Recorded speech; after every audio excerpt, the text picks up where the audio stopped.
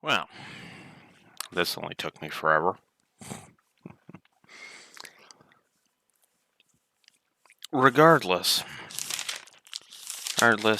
here we are.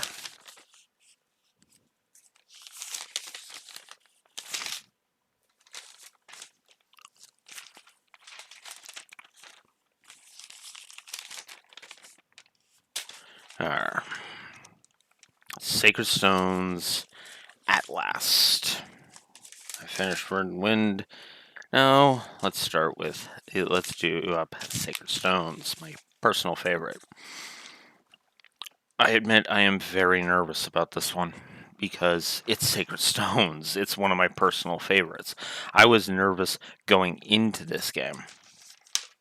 And did I write down the final score? No, I didn't. Well, that was dumb of me.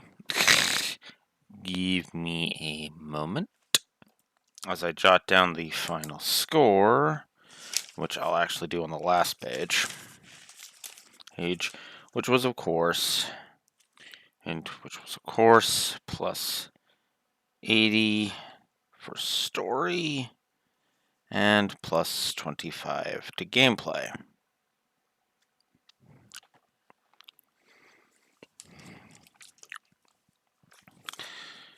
Funny enough, and now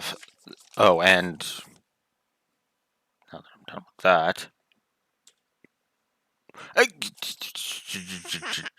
just stay on page, because I forgot I am doing something with that. Oops. Anyways, so 1, 2, 3, 4 pages of notes. I got 4 pages of notes for this. So we'll see how long I'm going to be sitting here yapping for.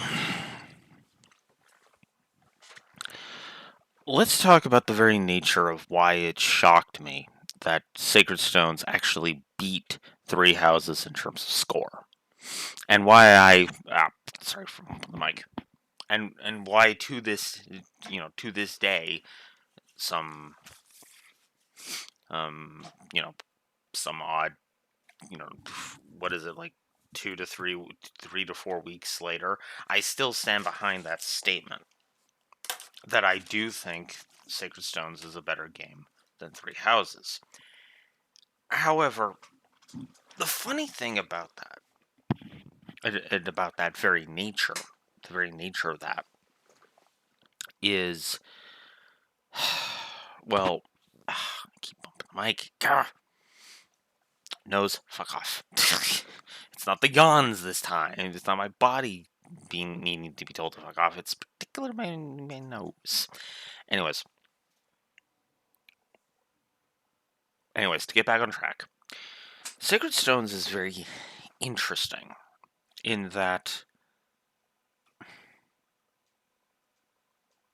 How do I phrase this? See, what I was expecting was I was going to come out with a wolfism, and effectively, I do have a few wolfisms that are already, things that I've created, but they are not ones that I use very often.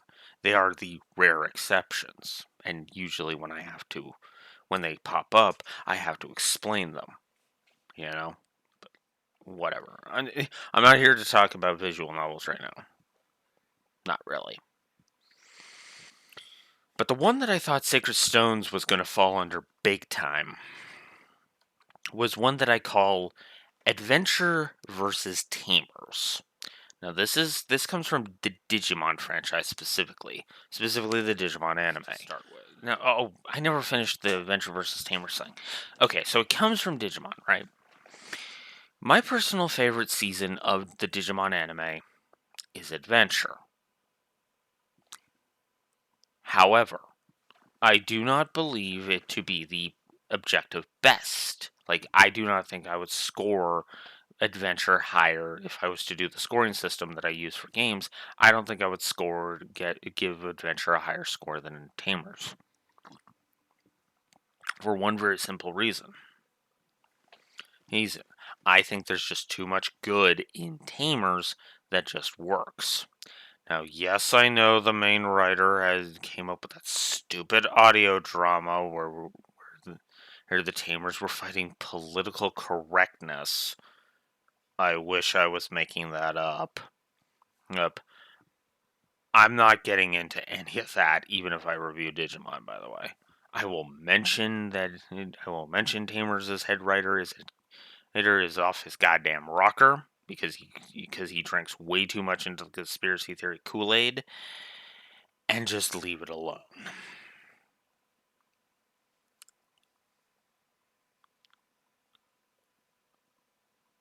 Oh, right?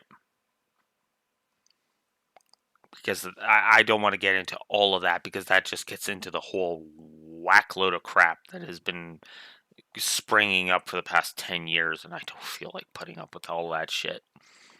You know? I wasn't willing to discuss the fucking Vic shit. Why do you think I wanted. What makes you think I would want to discuss this shit? Yeah. Anyways. So, yeah, no, even despite all that, I do still think Tamers is well written. Remove any of the influences and just focus on what it is, and there you go. It's that simple, really. But I digress. So, now let's discuss my history with the Fire Emblem franchise. I don't remember if I discussed this back in Awakening, but because it's been a while since I've recorded my Awakening videos, those that'll be spliced together. Anyways, in my awakening, now I might have mentioned this in my Awakening video, but I came into the Fire Emblem franchise with this game, with Sacred Stones. Now you might be thinking that that's first game bias. Well, yes and no, because again, look at how close, and I do mean close, Three Houses came to surpassing this one. In fact, for so long through the streams, I was convinced, fully convinced, up until I audited the damn score. That's how freaking long this was, that I figured I was going to have to go ahead and pull out the Adventure versus Tamers wolfism, because in my blunt opinion, that was going to be exactly what happened. That being said,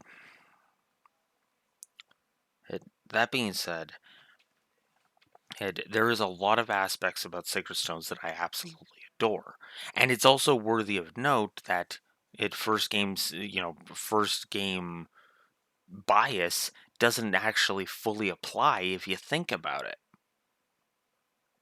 for one very simple reason. Well, two actually very simple reasons. Reason number one: Three Houses scored higher on the gameplay axis than on the story axis. I want to remind you, Three Houses scored plus 31 net hit to gameplay. Sacred Stones only managed a plus 25 to gameplay. Think about that for a second. Right?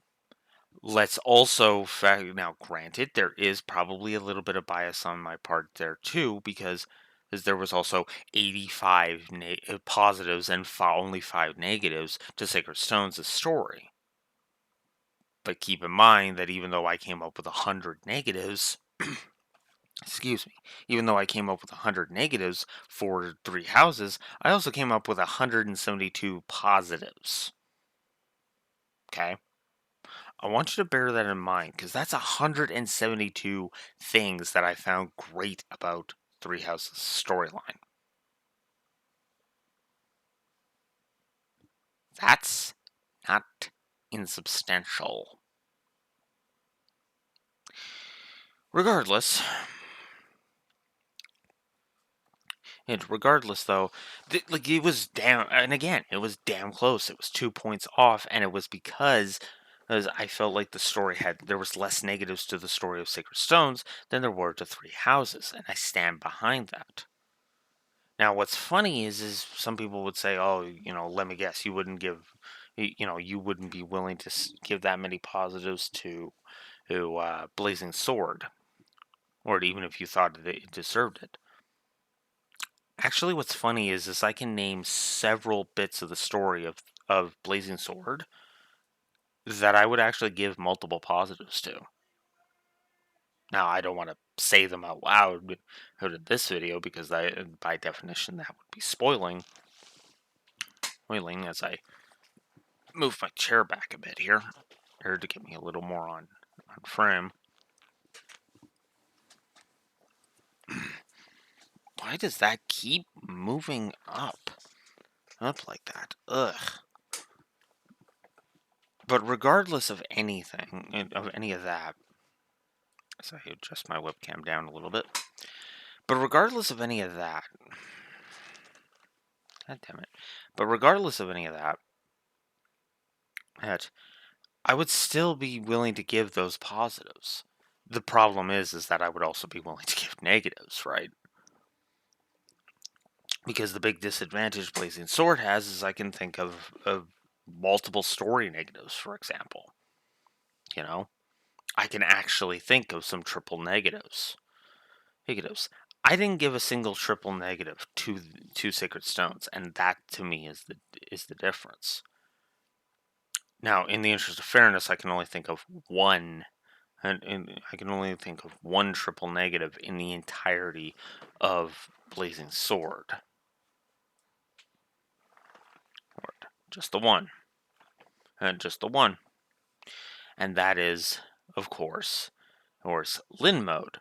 Because I hate Lin mode. I really do. I hate Lin mode so much. But again, that is a discussion for another time. Alright, so let's get into the game proper. So we open with with an opening narration blurb that honestly doesn't. Each portion of it doesn't stay on the screen long enough for you to properly read it. So that's kind of. It wasn't enough to spiral into a negative when it was just a one scene, but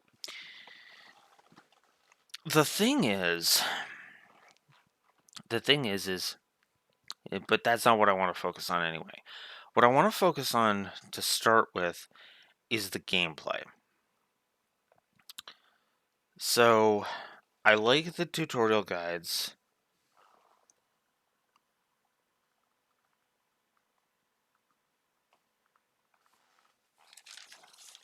Guides,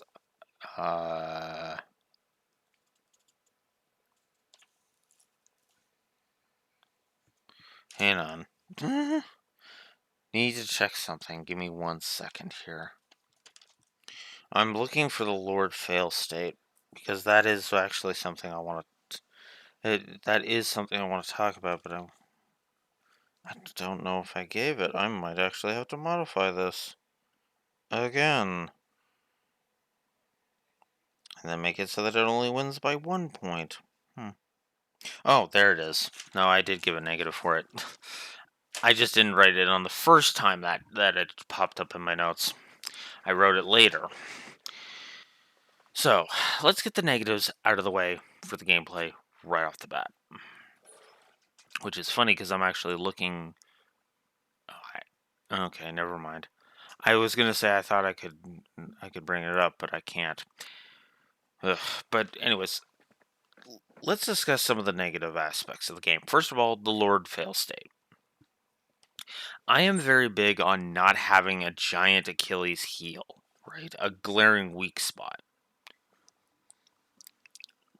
Now, I excuse it in specifically the Personas 3, 4, and 5. Because usually that's the whole point. That's supposed to be you, you know? You are the transfer student who joins C's. You're the senpai who leads the investigation team. You're Joker, leader of the Phantom Thieves, right? That's the whole point of that. But the thing about out the Lord fail state, especially in Fire Emblem, is it's literally just, oh, you lost your Lord, game over. Now this is mitigated by the fact that I did not give 3 houses this negative. Now why is that? Oh, easy. This is very easy. The Lord fail state is not in 3 houses.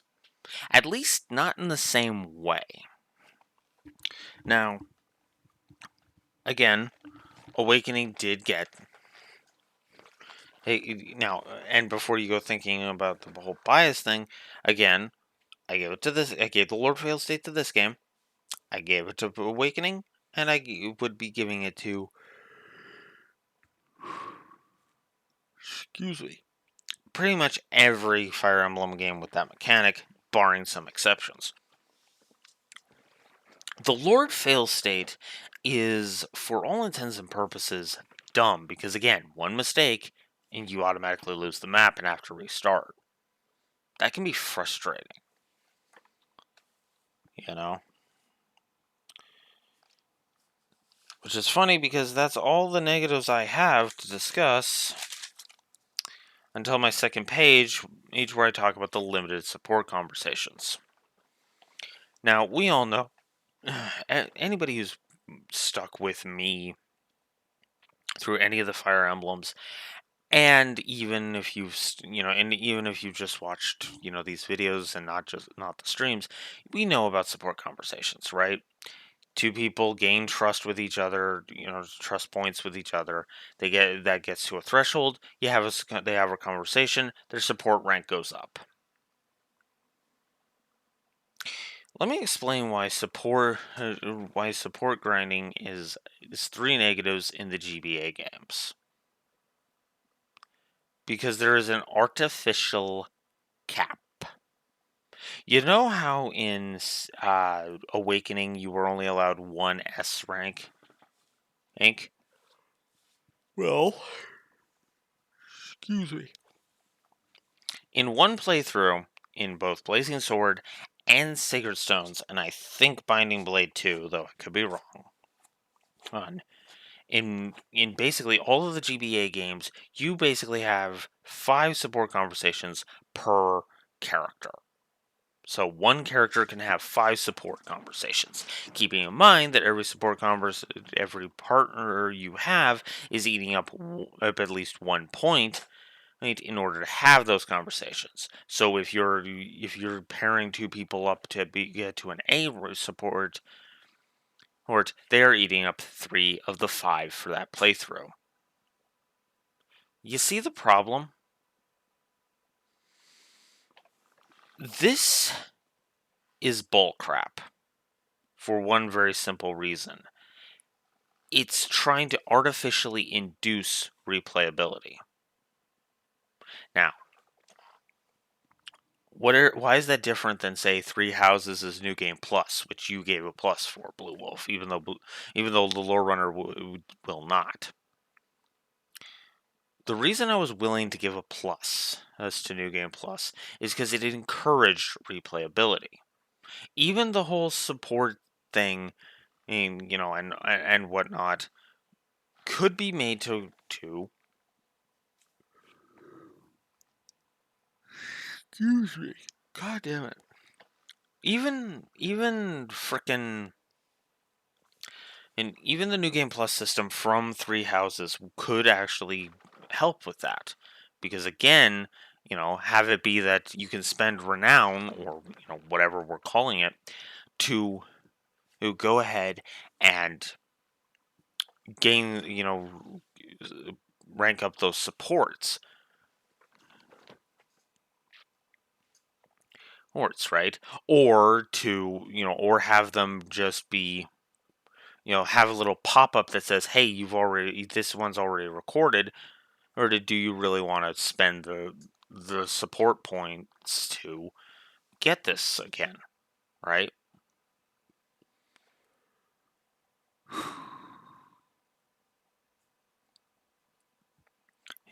So that would be nice.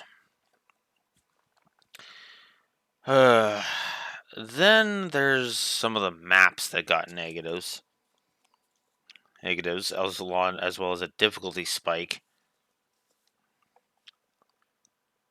And it all boils down to mostly the same thing. Something that is absolute bullcrap.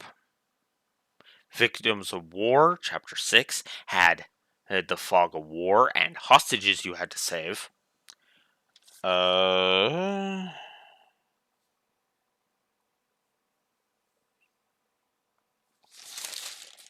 Eve. Let's see. There's the landing at Teisel, which has reinforcements. You make decent progress on the first turn, and then, oh look, enough reinforcements to put it higher than the starting number of enemies.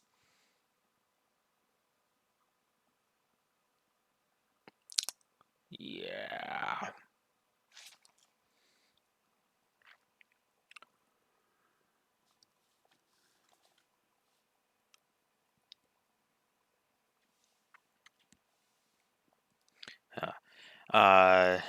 There was also, yes, Village of Silence, which was another just too sloggy and way too many enemies that were annoying.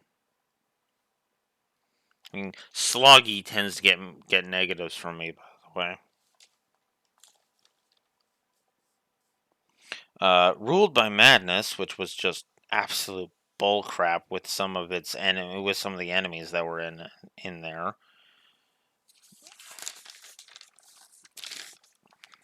Here,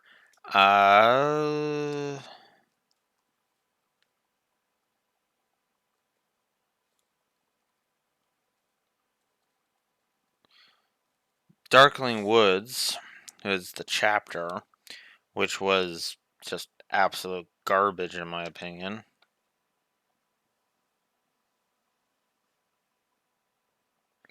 And then that's it.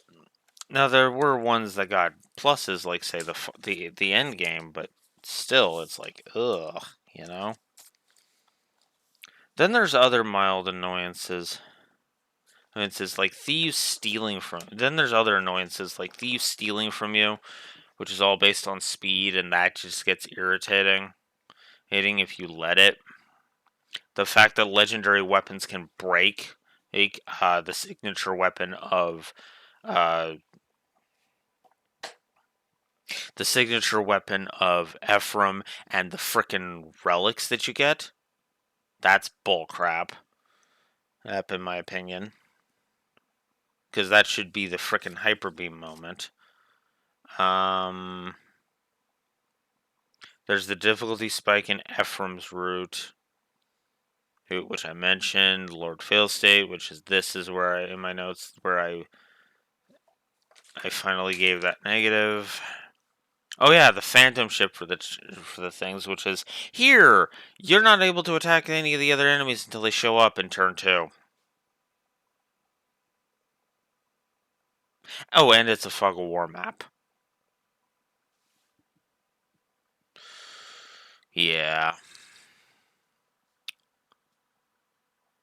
Then there's what I call an aggregate of small annoyances, which is my first aggregate negative ever, by the way. There's the bullcrap of recruiting Renak. We'll talk about that in a second. The RNG aggravation.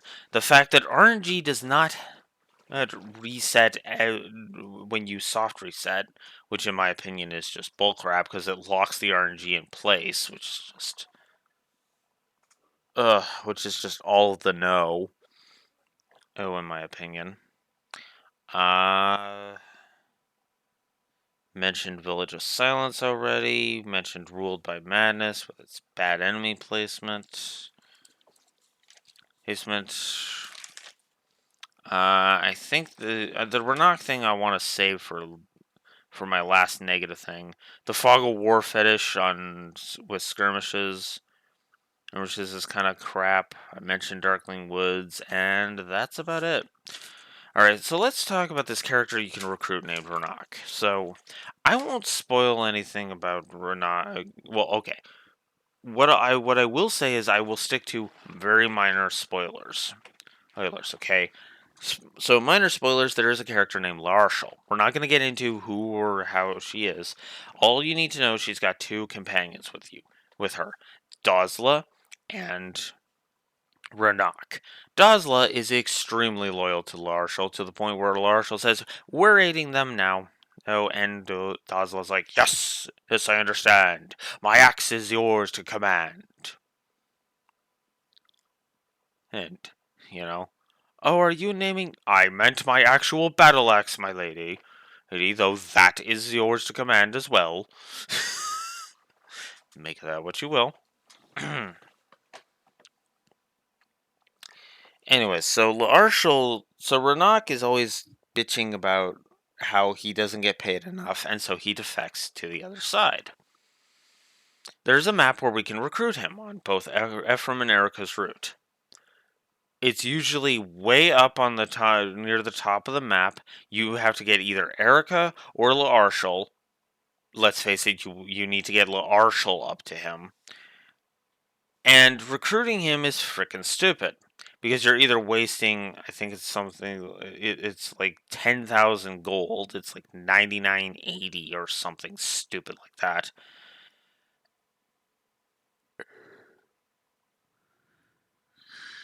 Excuse me. So you spend like 10,000 gold, and he's a mediocre unit. Well, not mediocre. Like, his class is the best thing about him, and what he carries with him, which will be a membership card for the secret shops, which is basically the Anna shops, which is the Anna shop, and whatever he pilfers.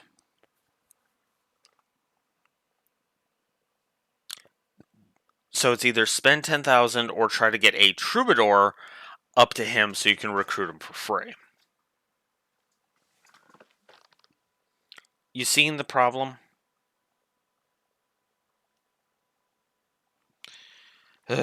So, yeah. But those are all the negatives. What about the positives? Well, there are plenty of positives. There's some decent options, not the greatest options ever, but I gave a plus for it because, of course, I did. Uh, there's the tutorial guides, which are which are actually kind of helpful, and will actually, help you get a basic gist of how to play the game. Um, the map design. Now, this is kind of fun.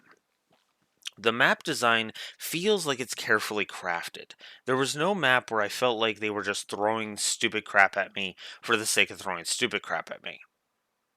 Well, except for in those instances with the negatives. But everything else was actually really good in terms of map design, and I like that. Right?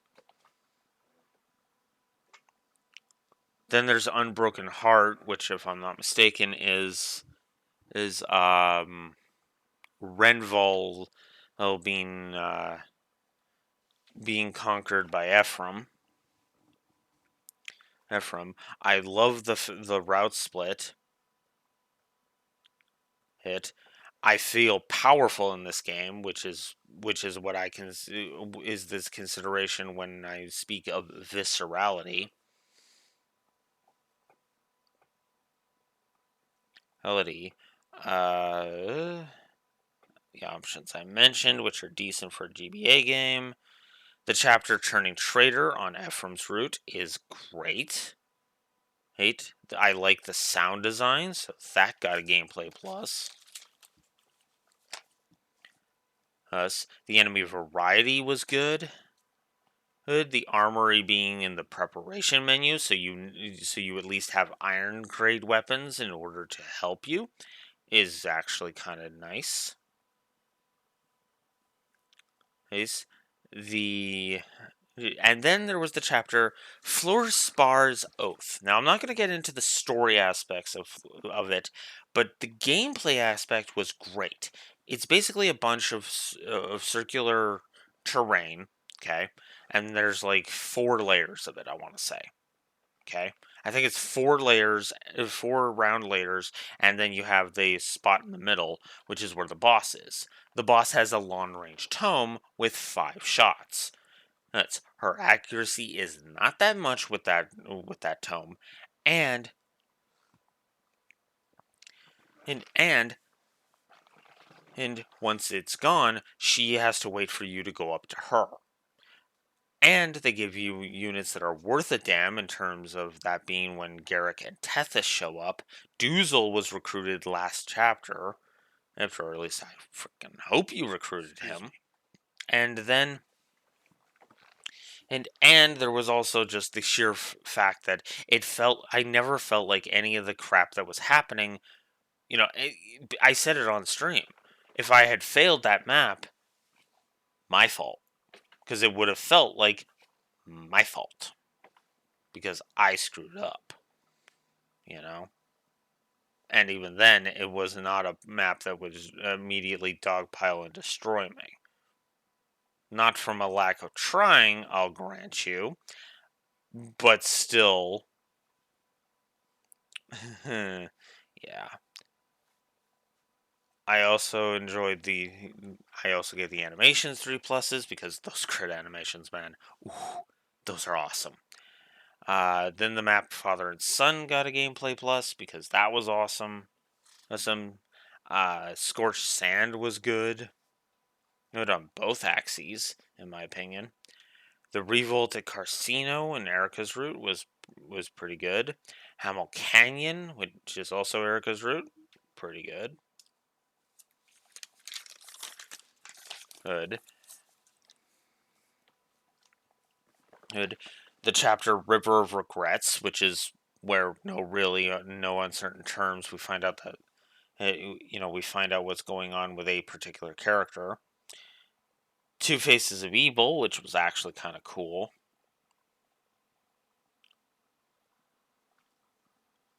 Cool. The chapter Last Hope, which is when we go to Larshal's home. Spoilers. This is where I gave the second gameplay plus for her enemy variety. The Tower of Volney, which is a nice optional dungeon, and the end game, and the end game and the replayability, right? And then the audit just added some more to that. But yeah, that is all the gameplay stuff that I enjoy about this game. And I still enjoy this game from a gameplay perspective to this day. But you want to know why I really like this game? The story. Let's get into this as I adjust myself here. Ugh. There we go. Let's talk about the story now.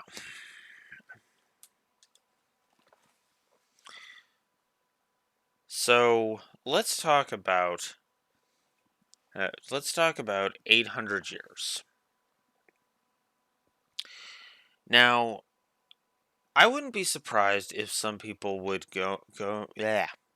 would consider that what the lowrunner calls Doctor Who syndrome, writers not having a sense of scale, right? I don't, because the backstory of this game is 800 years prior to the start of the game, right? So, yeah, and it really does kind of fit with everything that happens in the story. But that is as far as I'm willing to go without spoiling. So, before I screw this up any further, spoilers in 5, 4, 3, 2, 1. Okay.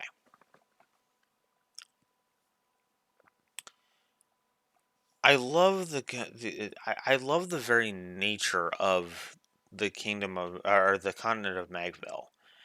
It really does feel like the very idea of the six nations, the five actual kingdoms, and Carcino, is actually kind of cool and feels like they would need that to be the entire.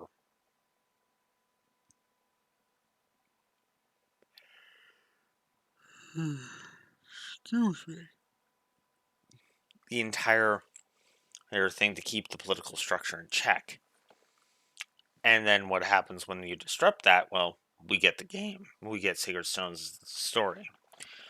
I love the intro mostly because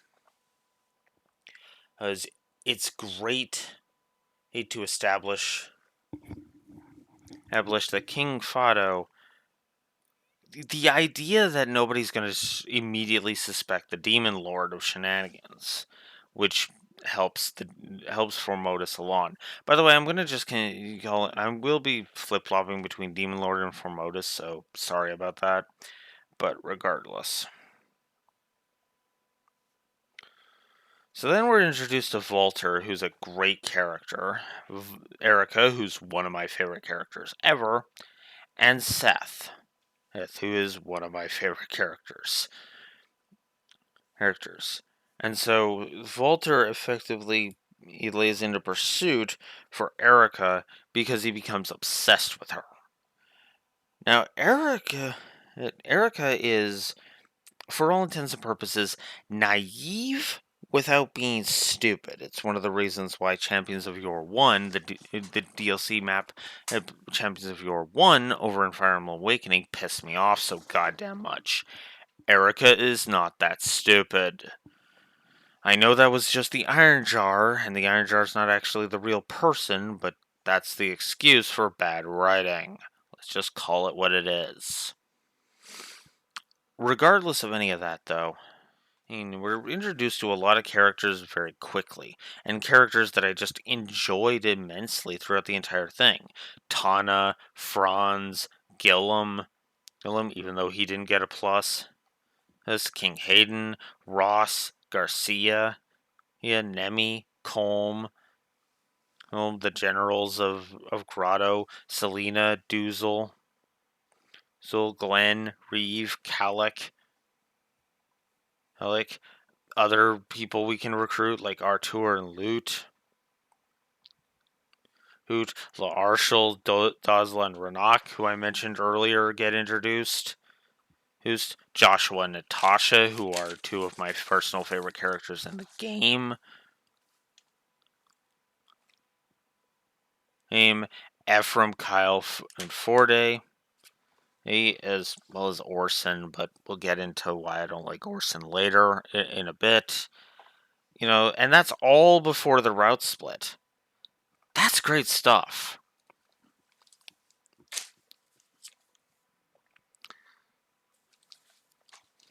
That's all good stuff, in my opinion.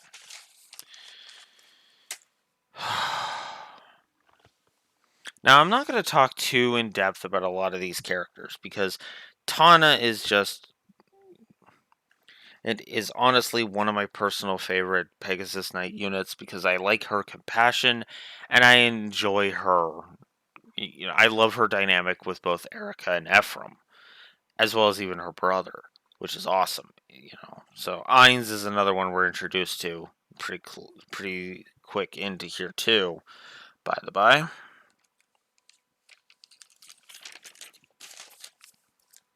Hey. So yeah. I like Erica being naive but not stupid, and I love Ephraim being smart enough to realize when his pride is basically wrecking his shit.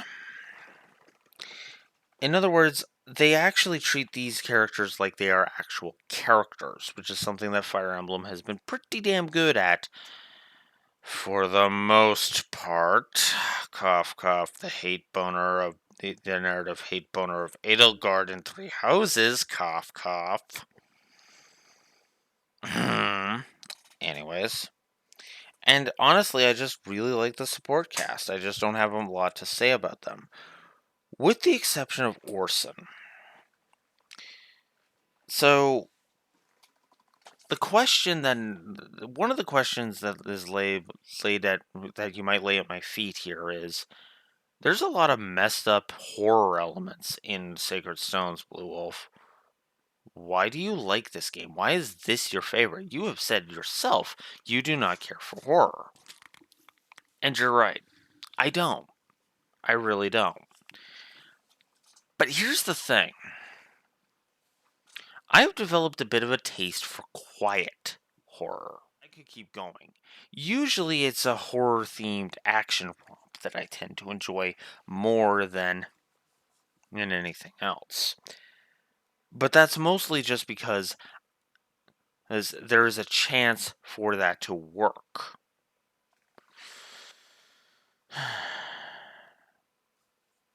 And there's no better example than Orson. See, Orson betrays you, spoiler alert, pretty early on in chapter 8. And then he goes off and he's one with the enemy. He basically takes over Renos. And he does so because Grotto resurrected his wife. What they did was they reanimated a corpse and gave it a speech box with one word to say.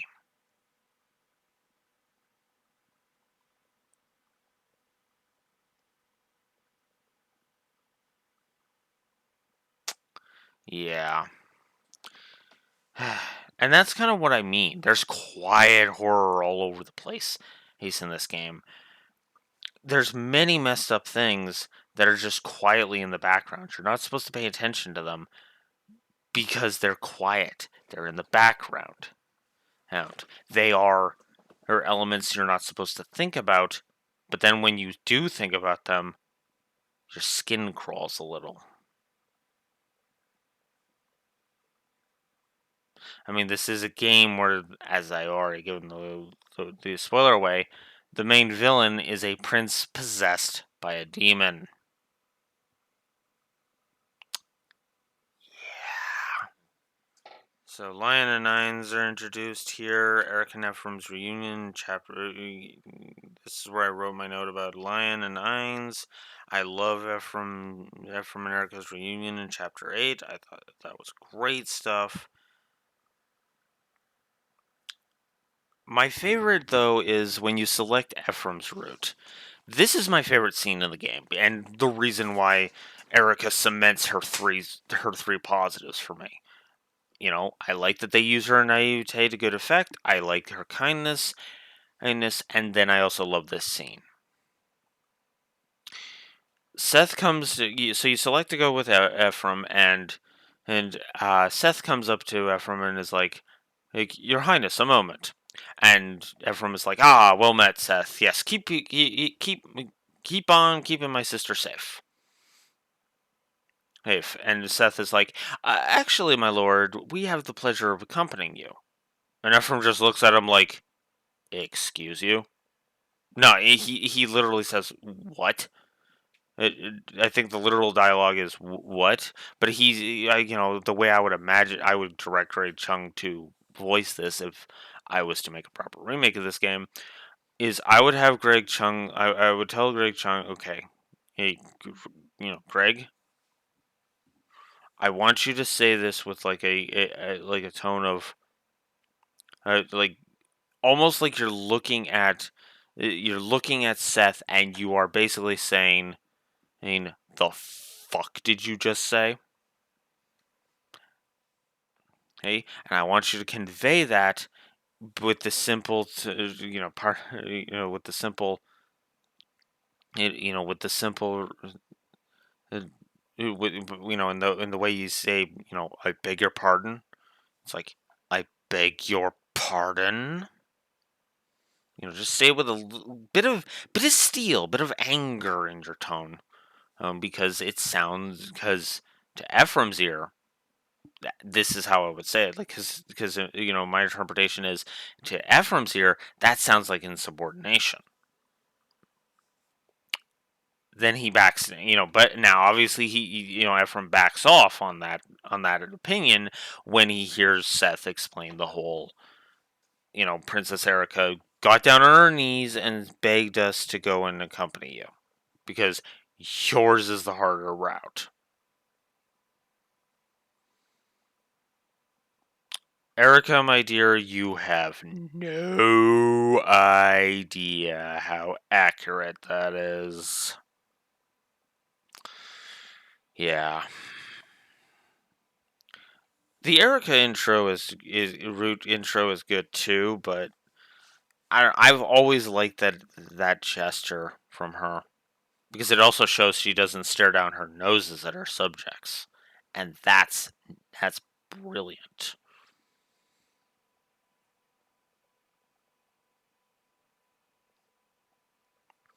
So then in Ephraim's root, we get the character of Amelia's recruitment, which I did with Franz, because of course I did, and Ephraim both. I got the chance to do both, because I had to restart that map way too often. And way too often. That's why I gave the difficulty spike negative, by the way. Was because that one map was taking me forever, and I wasn't grinding. It was just taking me forever, and I hated it. But I digress. Yes, I love recruiting Amelia on the thing because, admittedly, I screwed up because I originally thought it was something about uh, a sex dungeon or something, but no, it was just Amelia didn't want to become a servant. Granted, that can still be sexual in nature, which is part of the problem. But Ephraim basically, both Ephraim and Franz look at this going, okay, enjoy your comedy. Ephraim's literally like, enjoy your comedy. I'm going to go defeat our enemies now. If you're not against us, then get off the battlefield. Goodbye. And then Franz tries to appeal to her that Ephraim would never do that. Ephraim literally refuses to acknowledge the very idea of making Amelia a servant and literally walks away. Speaks volumes to Ephraim's character, if you ask me.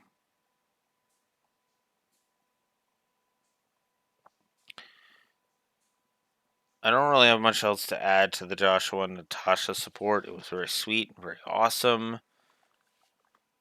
Then we get to the Turning Traitor chapter, which has a story negative. At first, you think you're going to fight General Celine. Well, psych. You're actually fighting. You're actually fighting random goon who we don't care about. Because, like, 2 turns on the second turn, Walter shows up and relieves not Erica, Selena of her command over that post of going after General Doozle. Even though she had more personal grudge with him, it was a direct order from His Majesty, and she would get scolded for this.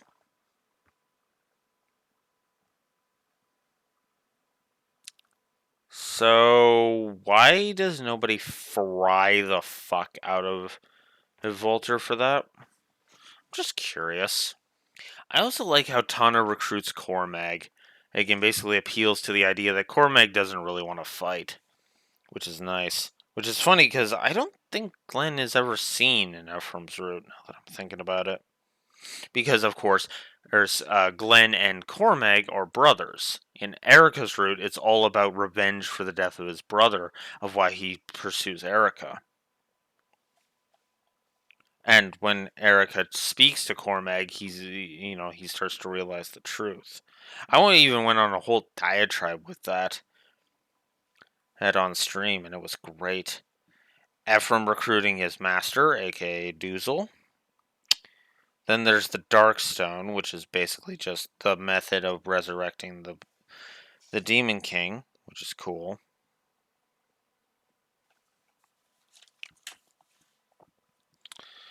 Then we deal with the Phantom Ship. Then we land at Teisel, which is an irritating map. Then we deal with Selena. I love the scene where Mir explains the Monokete Mir, who I haven't mentioned yet, explains about the darkness to Selena. I like the idea that Selena was touched, but at the same time she can't bring herself to disobey her orders. I lament that. I lament that so hard, and you better believe, even in my setting, she just gets plucked away right out of there. Here, here. Or it's like any of the ones that seem reluctant to fight but are doing so for their duty. Like basically the one dude who would be, the one OC I have that would be with here is from a more technologically advanced thing. Take this talisman looking thing. It's really tech, but don't tell them that. Take this bit of magitech. Heck, and when and when the and when use it on someone you think will not turn to our side, right, and then will instead die. Hi, and let us try to convince him because Ephraim probably isn't going to try, and that is the problem. Ephraim doesn't even try to convince Selena to stand down, and that's the problem. It's a flaw that he acknowledges in himself, but it's something that needs to be understood. Mira even calls him out on this when Selena dies. And it's not hard to see her point. Why did Dame Selena have to die, Ephraim? Why'd you have to shove your spear in her? Oh, let me be more accurate. Why did you have to shove Rhineleaf into her instead of trying to convince her to side with you?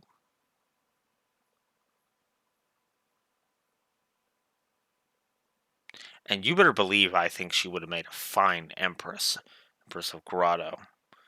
But that's just me.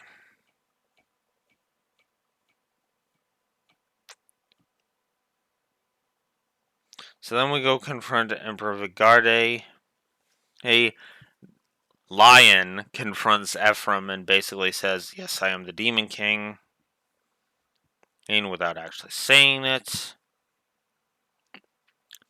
Then we get to we're introduced to Noel, who is an awesome character. My phone starts to run low on battery, and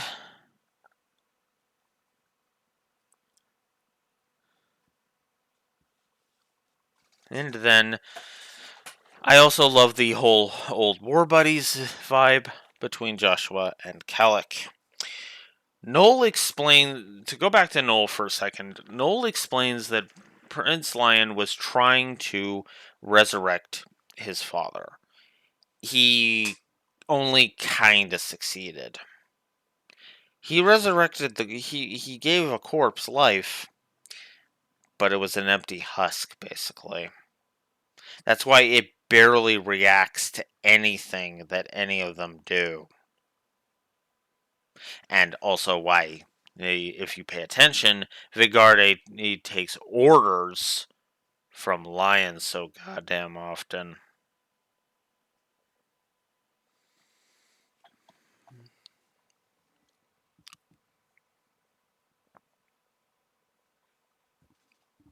Because, and that's why he, researched the Darkstone and all this other stuff.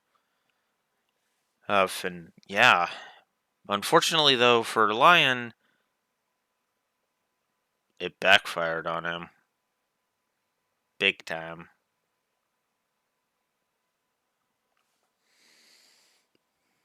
So then we switch over to Erica's route, and this is where, and right when you get to the Revolt at Carcino, Ainz fires there's Garrick and Tethys of Garrick's mercenaries. Can I just say recruiting Marissa, who's also of the Garrick mercenaries, was kind of irritating, but let's not get into that. I'll go over that on the stream. So Ainz basically looks at the situation, sees that it's pretty dire, and basically tells Garrick and Tethys, "Yeah, get out of here." Now, what's funny is he says it with a tone of arrogance, but but that's just because he has to play the arrogant tough guy, right? Hate. Hate. I am stoic. I have this reputation. Ow.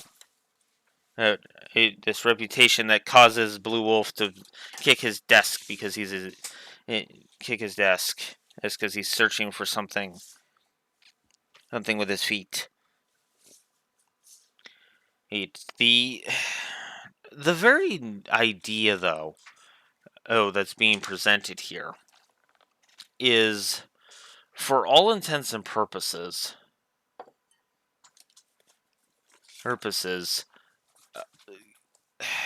Lion, sorry, not Lion, and wrong character.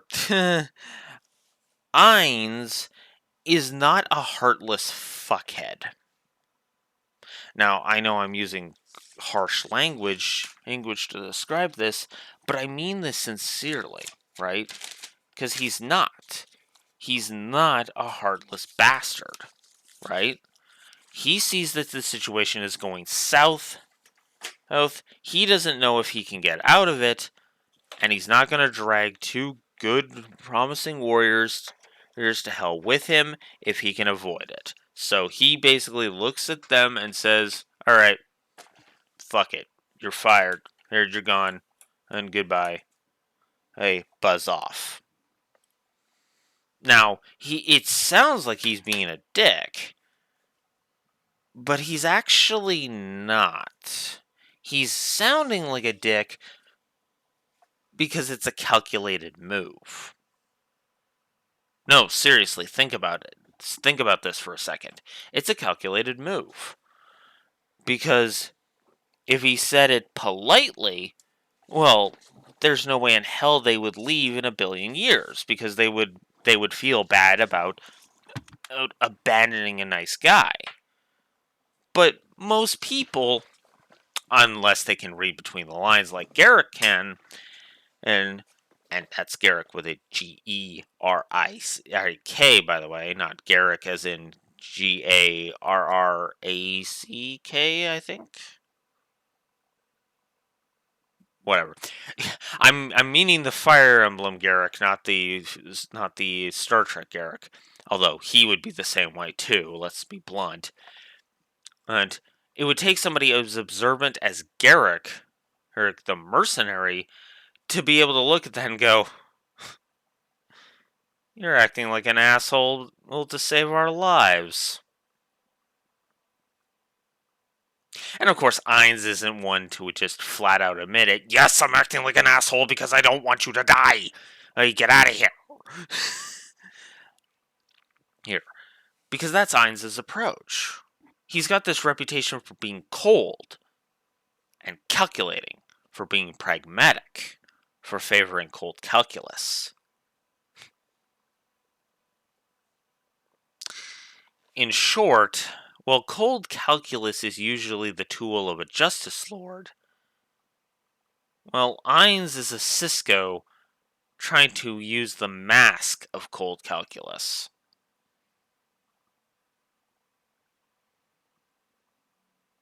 And for most people, it works.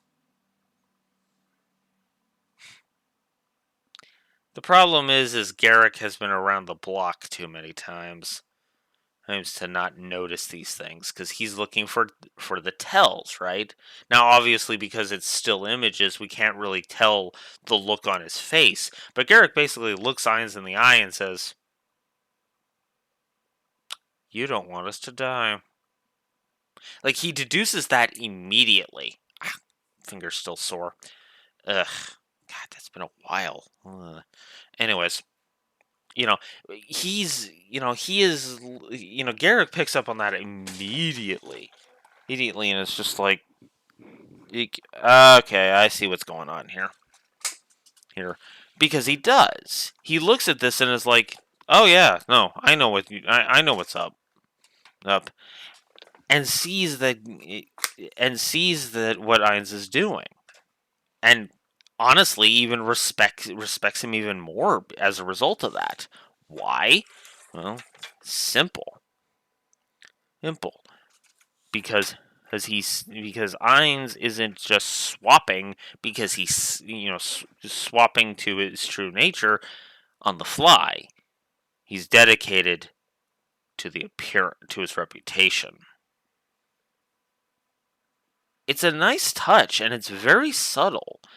Now, granted, I will admit, when I was a kid, well, okay, I say kid, but really it was teenager because this game came out when I was a teenager. You know, teen me, who is an asshole, we've established this, didn't like Ainz, like, at all. But then I got older and I started to understand Ainz, and to understand what the hell nuance was. That not everything was black and white. Now, there are some lines you still don't cross with me, agate, but again, I at least now acknowledge nuance is a thing.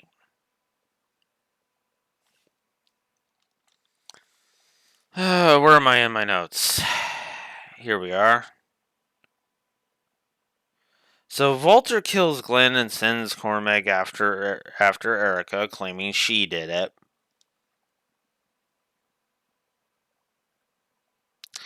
Cormac, I know you're super fucking steamed, but considering you figure out that this is a ruse by him and by Volter the second you speak to Erica, like, come on, dude. uh,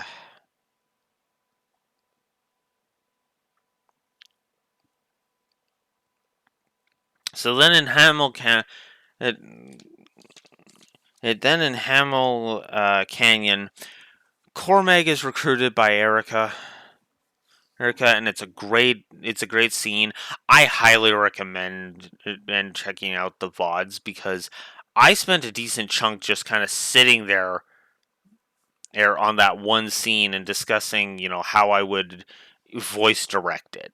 Which is funny because I have actually this game has given me voice direction action flexing. It has allowed me to test out and to see if I have a voice director chops. For the record, I don't actually think I do, but that's beside the point. So then we deal with Carlisle, who basically gets, because of Calic, and being an idiot, gets Queen Izamir killed.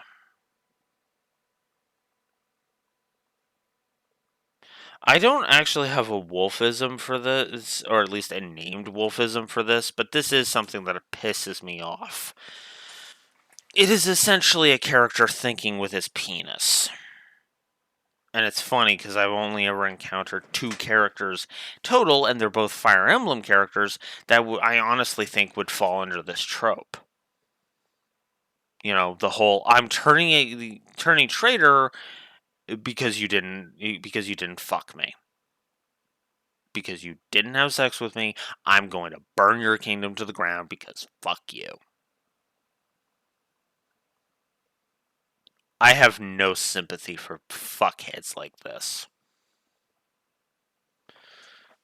Because that's Carlisle's entire shtick. And spoilers for Echo's Shadows of Valentia, this is triply true with Fernand. No, not Ferdinand. That's 3. He's from 3 Houses, and is voiced by a now late great voice actor. No, I'm talking about Fernand, the asshole from Echoes. The jackass who basically coldly says that Matilda is going to get killed.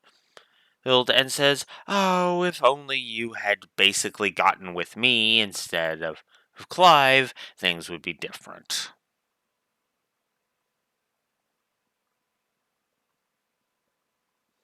Carlisle, at least, was just short-sighted and brain dead because he was thinking with his penis. Fernand proved he was evil with the way he thought with his penis. arguably more evil than Brakut. And I want to remind you, Brakut is the asshole who literally went cuckoo for Cocoa Puffs, and further spoilers for Shadows of Valentia, he killed his wife to be.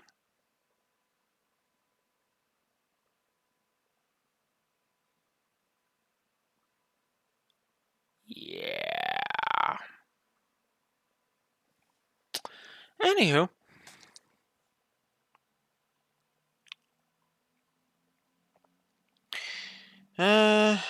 So then Queen Isamir dies.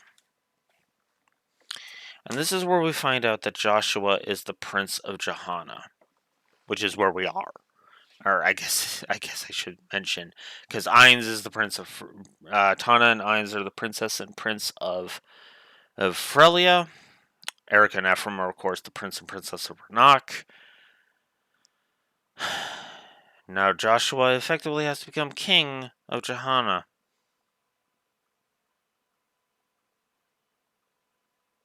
I think Natasha would make for a good queen. My opinion.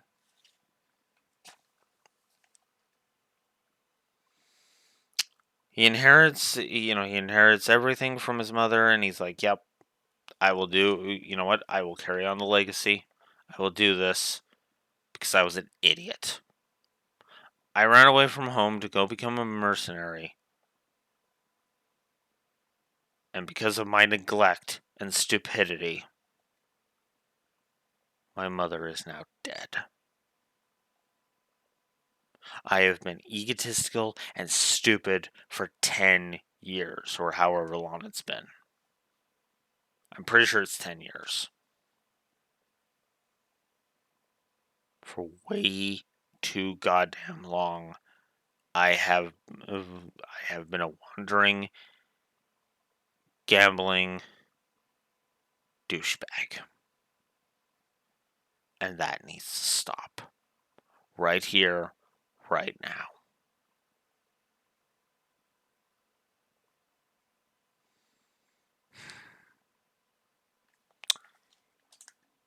Is it any wonder why Joshua is one of my favorite characters? So then we go kick Orson out of the castle. We find out about Monica. No, not that Monica. Orson's wife, Monica. Where we find her. Or rather, her reanimated corpse that can only say darling.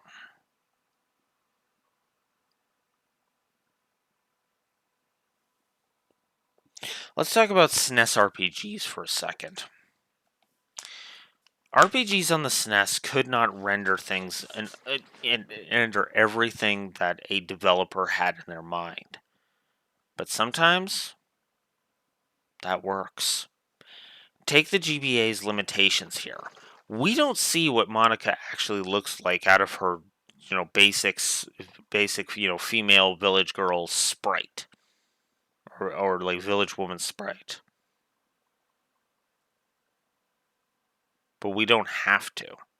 The way it's described and the way they're just kind of sitting there like, what the fuck?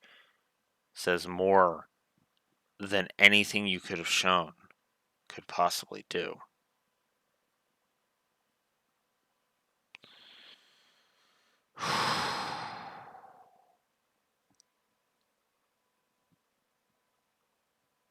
It's great stuff. So then Eric and Ephraim get to hear the cheers of the people because Orson's bullshit is at an end.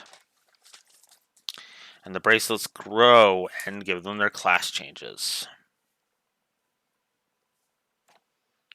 And then I get and because I had to redo a bunch of this, I also managed to get because that's all in chapter 18, but I had to go back to recruit Cormag because I screwed up. And I managed to not only recruit Cormag, but get him his revenge. Let's talk about Volter real quick. Volter is the best villain in this game. Don't at me. Volter is a man who went nuts because a cursed lance was given to him. And when that cursed lance corrupted his mind, he basically turned into, well, that. Volter wasn't exactly a pleasant person before the lance corrupted him, but he was still better than he is now. I mean, I'm pretty sure he wouldn't be before if he still had his sanity. He wouldn't be talking about trying to tame Erica. I'm just going to let that statement sit there for a bit so that you can understand it.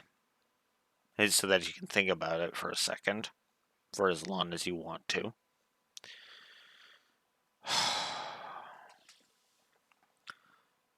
So then we get the flashback, the lion flashbacks, which have all been actually really good, give us some good insight. And then we have the approach between the Ephraim route and the Erica route for confronting Lion. And in, I want to say it's chapter 18. Yeah, it is chapter 18, because then we go to Larshal's home, and then we head to the Darkling Woods. Now, I gave a negative to the whole Ephraim and Lion thing, because apparently Lion had got his senses back. And decided to continue on with the experiment just frickin' cuz. Yeah, I didn't like that. I'm sorry. I like the Erica scene better, where the Demon Lord tricks Erica. Because the power of Erica's love wasn't enough. It never was. And it was never going to be.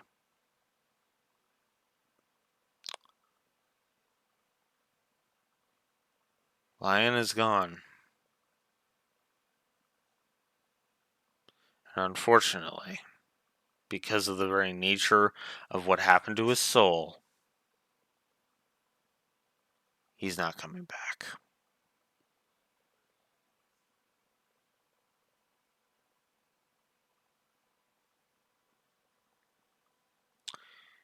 Yeah. So then we go through an interesting chapter after that. We go through Larshall. We go to Larshal's home. Try to protect the X/use the final sacred stone.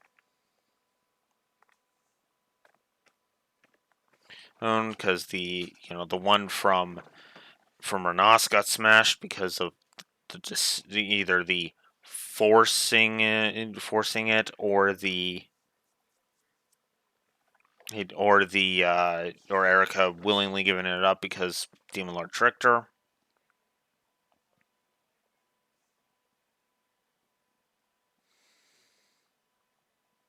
Even though I do like Tana consoling Ephraim after that scene, even though I hate the scene itself, I do think it works.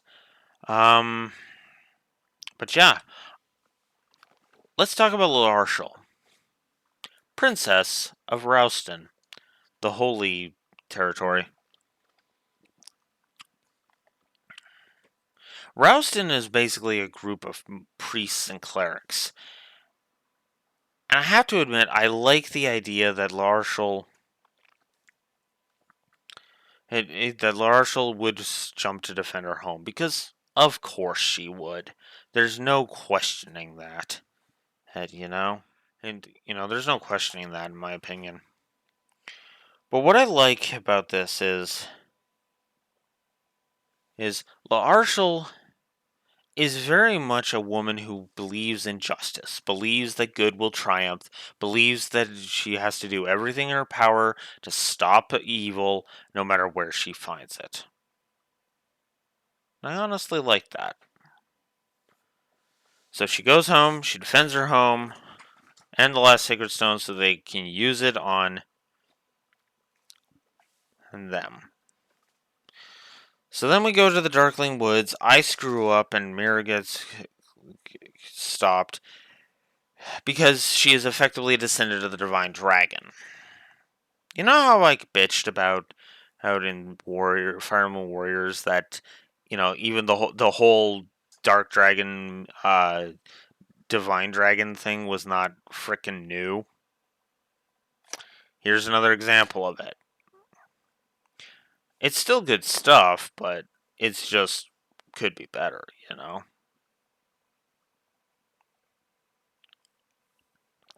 Darkling Woods may have not been great, but I do love the opening scenes of the final chapter. Because it's one final memory of Lion, and those have all been consistently great, in my opinion. Not all individually positive worthy, but definitely good stuff.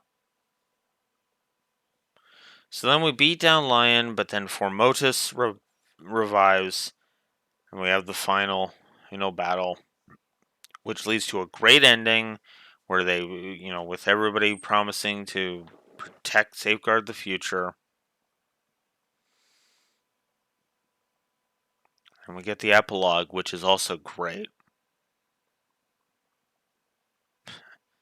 There's even a moment of weakness, where Erica contemplates if it's possible to resurrect Lion.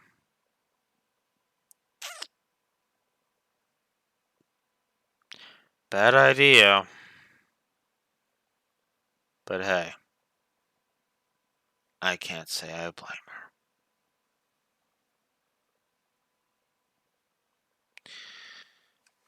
Fire Emblem Sacred Stones is a tragedy. And I usually hate tragedy.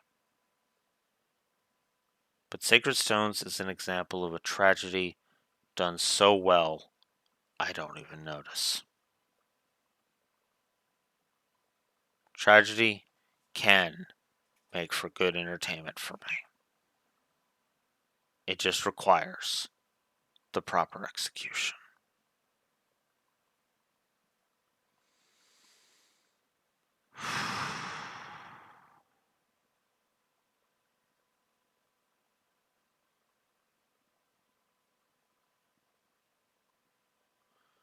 Yeah.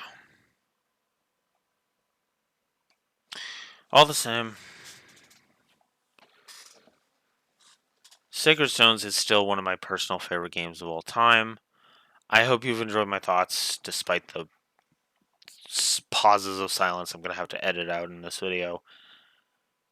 I still love this game, and I hope that enthusiasm has come out. I'm a bit tired, so please forgive me. But I think the reason I had the energy to do this is because it's one of my favorite games of all time. That score does not lie. It never has, and it never will. Blue Wolf Alex of the Lore Walkers signing out. Have a good one. See you in the next one. For a couple of videos that are going to be way shorter than this. Big time.